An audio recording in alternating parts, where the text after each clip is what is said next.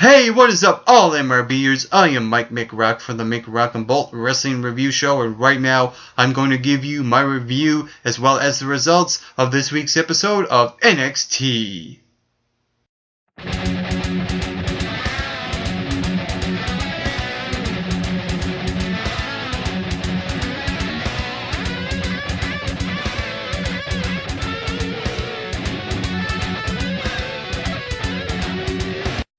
So the road to TakeOver has really kicked into high gear on NXT, and what I like about this show is that this show really concentrated on developing certain matches for this 2-hour special event on September 11th. However, I feel like this show could have been a little better in a sense where it could have incorporated maybe a little bit more wrestling and devoted maybe a little bit more time in the in-ring aspect, but still maintained on developing the promo work and the storylines and character development, etc., etc. So this is one of those hit and miss type of episodes of NXT where I felt like this almost felt like that they forgot it was a wrestling show. But I'm glad that this show really kicked into high gear and it felt like a turning point going into TakeOver 2.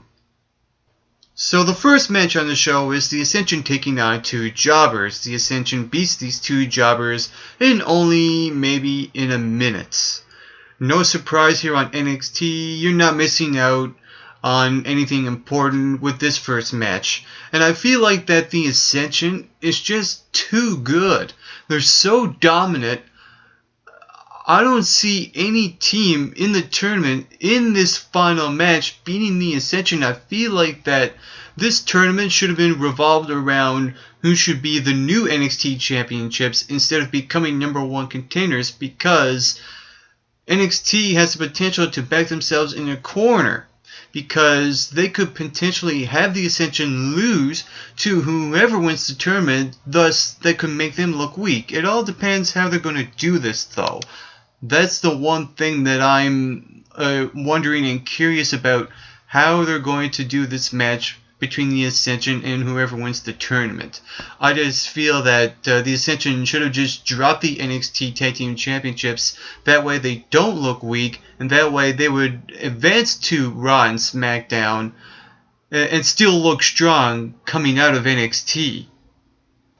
So I was very skeptic on NXT and their idea of having a new general manager, because why even bother if they're not going to be on every week? And I feel like that the whole GM thing on every single WWE show has just played out and there's no need for it.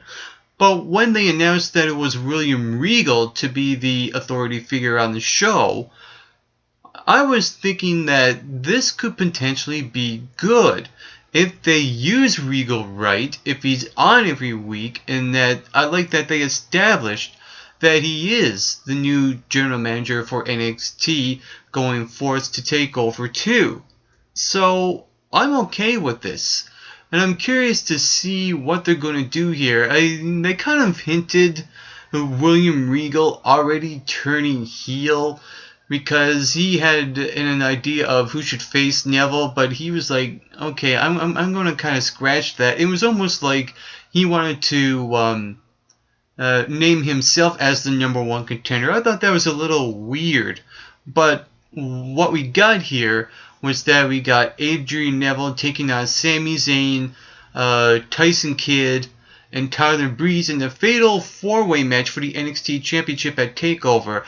And the build up to this and how they incorporated this in this segment, to me, kind of felt it was just okay. It felt very rushed. I think NXT is a little lazy and not getting their creative juices flowing here. This was just a very standard segment into building up a fatal 4-way match for the NXT Championship at TakeOver 2. You have one guy interrupting one guy, you have another guy interrupting another guy, and so on and so on. It felt very standard, and it kind of felt it was just meh. It was just there on the show, and then later on we get the announcement that the main event on the show, it would be a tag team match between Adrian Neville and Sami Zayn taking on Tyson Kidd and Tyler Breeze. So I like that, even though we had this meh kind of segment. I like that they followed up on it and had this match in the main event, which I will get to later on. And then we get into the Divas match on the show, and that was Sasha Banks versus Bayley in a rematch from a couple of weeks ago on NXT. And I expected this match to be a good, solid wrestling match between these two gals. A match that could have been 7 or 8 minutes long. Instead, we only get a couple of minutes on this match. To me, this match felt very short. This match really ended abruptly. This should have gotten a lot more time than it should have been, and I don't think Sasha Banks was the right diva to be used in this match because of what happened a couple of weeks ago. You had Bayley throw Sasha Banks off guard, and that way she still kind of looked strong. To me, Sasha Banks came off weak here, and I don't feel that she's a credible threat to the NXT Women's Championship. I feel like now she's been taken a step back, and she was being used as a plot device. So I was kind of iffy on NXT using Sasha Banks here. Anyone else besides Sasha would have been a lot better. But this match wasn't really about the match itself. This segment was about building up to Charlotte versus Bayley for the NXT Women's Championship at TakeOver 2. And this segment right here, this dialogue between Bayley and Charlotte, was much needed to build up for this show. I felt like that Charlotte improved on the mic here, and Bayley is on a different level than Charlotte here. I thought she was incredible on the mic here. So I like that this rivalry, this feud, got mic work time on the show, and this was much needed.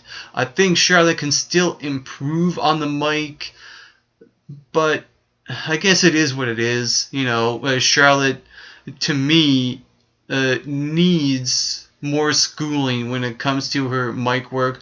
But I can tell in this promo that she was actually a little better than usual. So I like what NXT done here. Like I said, I just wish they could have used someone else instead of Sasha Banks to be used as a plot device to further develop this feud between Bayley and Charlotte. I found it odd though that Bayley wanted to shake Charlotte's hand because it just seems like she forgot that Charlotte turned on her a long time ago when the whole BFF storyline was starting to play out. I don't get it. And then we get into another match on the show, and that was Bull Dempsey taking on Angelo Dawkins. And what really surprised me here is that Angelo Dawkins got his own entrance, and yet he hardly got any offense in this match besides right at the end before Bull Dempsey nailed the bulldozer for the win. This was just another jobber squash match where Bull Dempsey goes over, and it feels like that NXT is going out of the way to make this guy really boring, and really boring very quickly. To me, it's just another heel with no substance at all. And NXT is trying to force us to hate the guy, even though the fans like the guy because they can't stand Mojo Rawley. The dynamics of this feud going into TakeOver 2 are going to be extremely off, and the fans are not going to react the way NXT wants them to react. That's just the way it is, and that's just the reality of it. Oh Christ. And to me, it just feels like NXT is not even trying. I mean, where was Mojo Rawley? Yes, I know, he was on last week. But there was no interaction with Mojo Rawley and Bull Dempsey here in this segment to actually gain some interest. It just feels like NXT is not even trying to put out any interest at all in this feud going into TakeOver. It's ridiculous. So the Legionnaires accept Enzo Amore's challenge. Well, sort of. We get this interview backstage where we got Sylvester Lefort and Marcus Louis talking about how they're going to destroy Team Soft at TakeOver 2. And then Marcus Louis accepted the challenge on behalf of his partner, Sylvester Lefort. Nice touch. That's all we needed. Something simple, direct, to the point. And it created some good comedy here. I thought that was well played on NXT.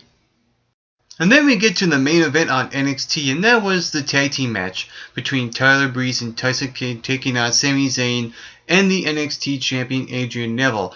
Overall, I thought this match was fine. It was good. It was solid.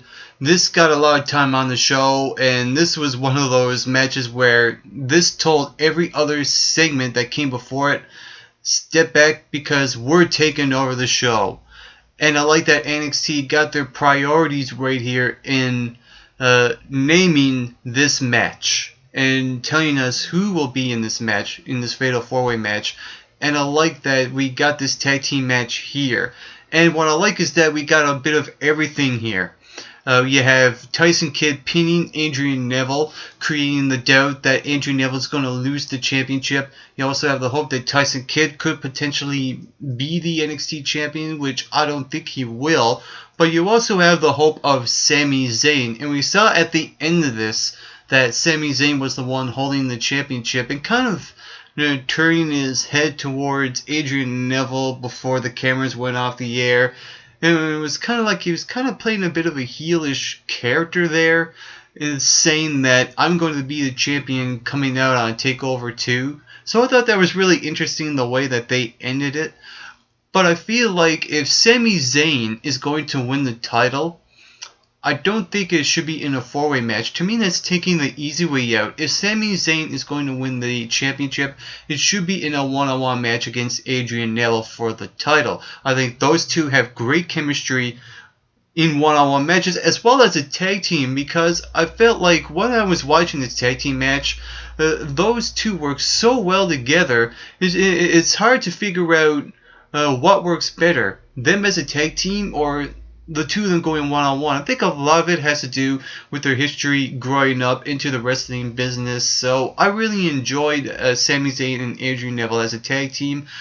I think they could be far more entertaining if they were in a one-on-one match. I'd like to see more of those two. As far as Tyler Breeze goes here, nothing much to say coming out of this match. I feel like NXT kind of let me down because they could have used the Tyler Breeze's #1 contendership to take on Adrian Neville in a one-on-one match at TakeOver 2 instead of having a Fatal 4-Way.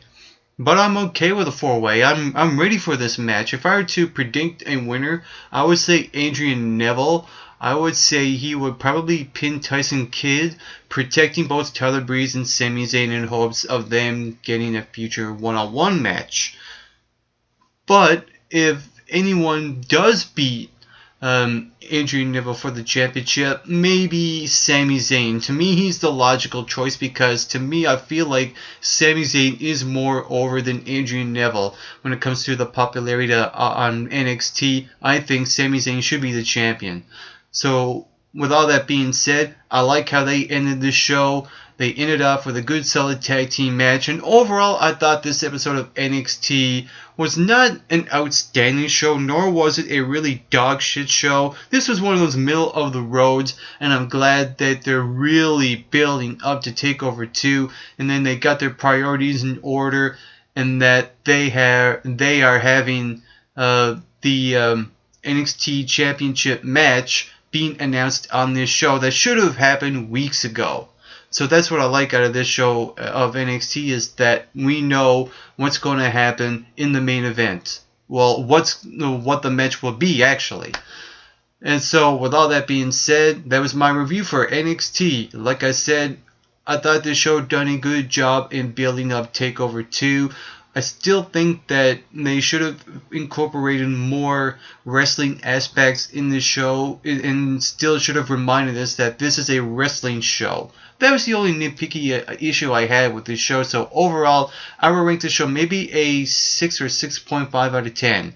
And if you saw NXT this week, what did you think about it? Comment below, let me know. While you're at it, you can hit that subscribe button just down below this video. You can even follow MRB Wrestling on Twitter, and you can like us on Facebook at the Make Rock and Bolt Wrestling Review Show. And on a final note to all you viewers watching, get plenty of rest and always do your best.